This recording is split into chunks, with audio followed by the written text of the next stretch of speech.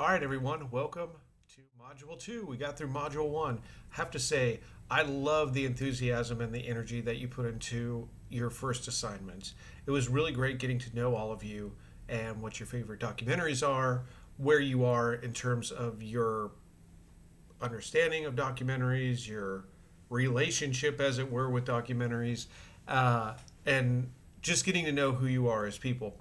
Such a fun group, and just so many awesome people. And I'm excited. It sounds like some of you are actual filmmakers. So I want you to consider as we go forward making a documentary in this class as opposed to writing a paper down the line. And we'll get into that later, but it was encouraging to know that some of you have filmmaking experience and you're excited by the process. I love it too. So let's take a look at what's in Module 2. So you'll notice it's the 5th through 16th. The bulk of all of your assignments will be due the 16th, so that's basically 2 weeks away. It's not basically, it is 2 weeks away.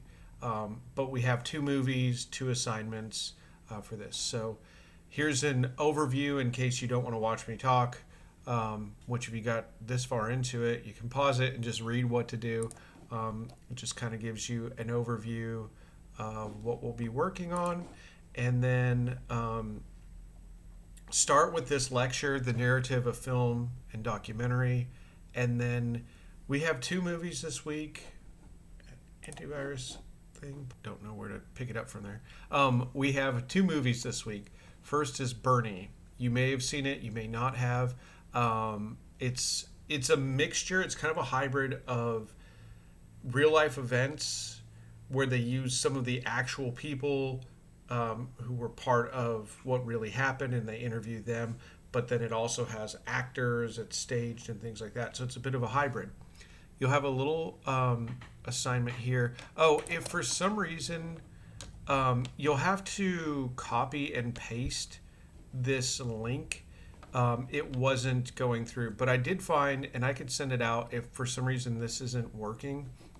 This movie Bernie, if you just type in stream Bernie, you'll have a lot of Bernie Sanders stuff come up, but we can find it if for some reason this link isn't working. It's going to have ads, but it's worth a watch because it's a good example of a sort of a hybrid film that encompasses both documentary and film. And since a lot of us are more familiar with film and we're used to film, we want to look at those similarities and then look at the differences and kind of see where they work together.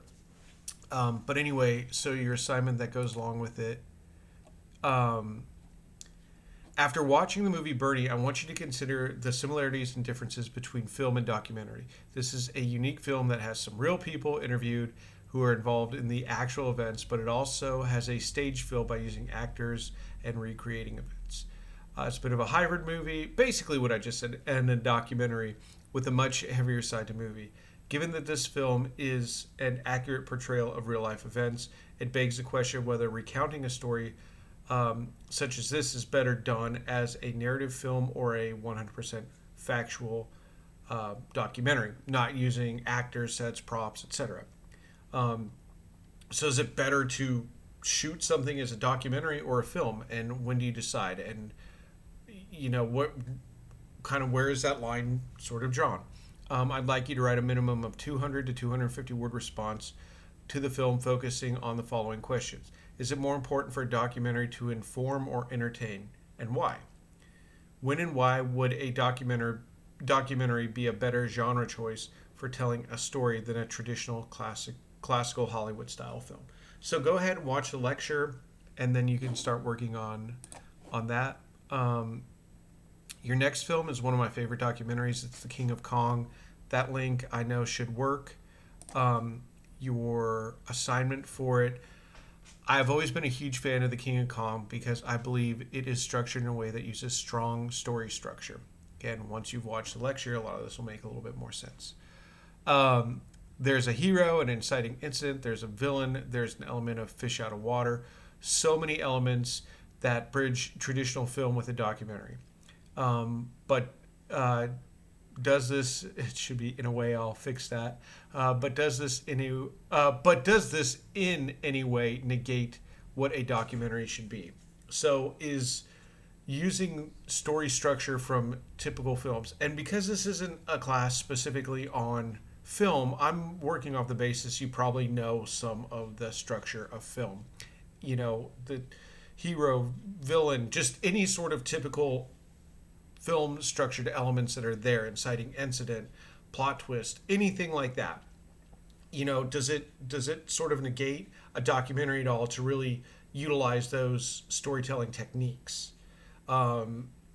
If we get through this and I'm like, okay, a lot of you don't know what some of these storytelling techniques are, we can go through them in more depth. But I'm not looking for, you know, anything too in depth. Just basic. This felt like a movie, similar to a movie because of this. That's kind of what I'm going for. So, what elements of a traditional storytelling did you notice in this film?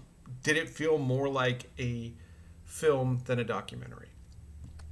So, hopefully that makes sense. Again, I just want you to be aware of your role as an audience member when watching a documentary and seeing how is it different than watching a film.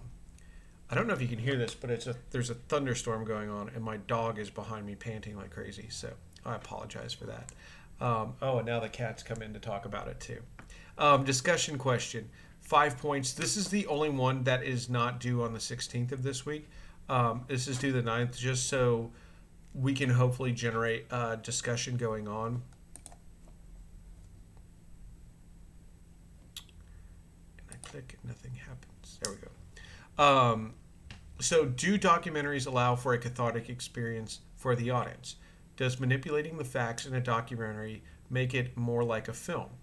How much should be entertainment and how much should be fact? Important question. So what I'd like for you to do for this is write one response and then respond to one thread. If it's coming down to the 9th and nobody's posted a thread for you to reply to, you can respond to your own. But hopefully don't wait until the 8th to do it. You have a week to kind of consider it and think about it. So go ahead and post sooner rather than later. But you can respond to your own if nobody else has been posting anything. So there's your discussion question. And then I have a link here to, this is my first documentary, and I thought you might find it interesting because one of my roommates actually became a monk, and he lives at Subiaco. And I can't believe now I'm living close by here. But it was sort of, what is it like for a 20-something to become a monk? It's like 10 minutes long. You don't have to watch it, but I thought maybe you could kind of see like, hey, this is how this guy approaches documentaries. I might show you a docu-series that I did for a cable channel once. I'm not sure. I don't know. But I thought you might enjoy it. If you ever shot a documentary, I'd love to see it too. Send me a link. All right, so that is this week, and I hope...